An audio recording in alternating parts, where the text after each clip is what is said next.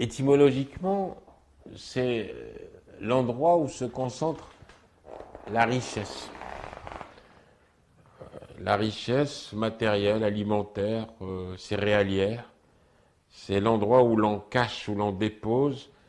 Et puis, métaphoriquement, vous savez ce que c'est devenu? C'est devenu le siège du pouvoir. Et le siège du pouvoir et de toutes ces traditions, de ces rites, de ces pompes, de ces corps. Hein. C'est un rituel. C'est à la fois quelque chose de concret, de définissable, de visible, et quelque chose de parfaitement imperméable, impénétrable, mystérieux.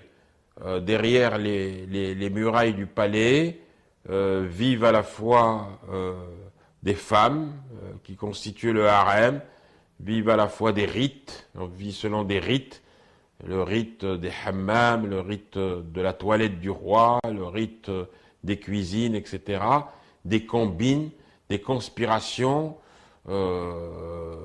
et toutes sortes de choses. Mais en définitive, je dirais que le marzen est quelque chose de plus important que le chef du marzen, que celui qui est incarné par la figure du monarque. Le monarque est un rouage du marzen. Ah, il est symboliquement le patron du marzen. Donc c'est une institution qui est très difficile à définir dans sa complexité, dans son historicité, mais elle incarne l'autorité absolue, non seulement au sens politique du terme, mais au sens des traditions qui ravagent et qui freinent et qui ankylosent la société marocaine. Et le marzen est comme une espèce de tumeur qui diffuse des métastases tueuses de l'espérance, tueuses de la modernité.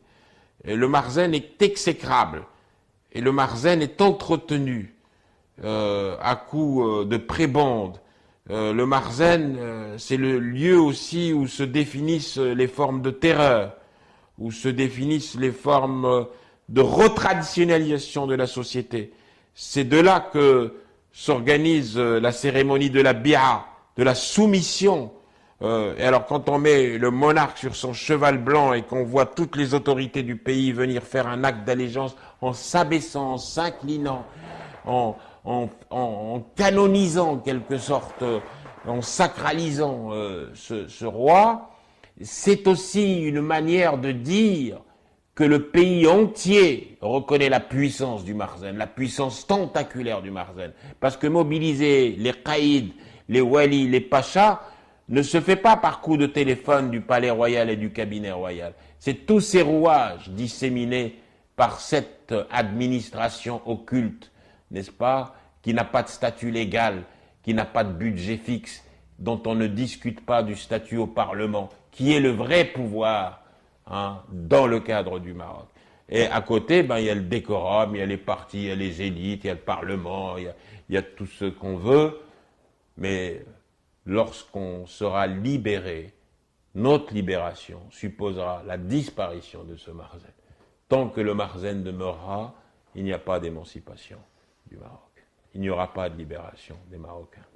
Le marzen, c'est véritablement notre maladie, j'allais dire incurable, mais je retire le mot incurable, parce que ça serait exprimer une forme de désespérance. C'est une maladie grave, mais c'est une maladie dont on triomphera.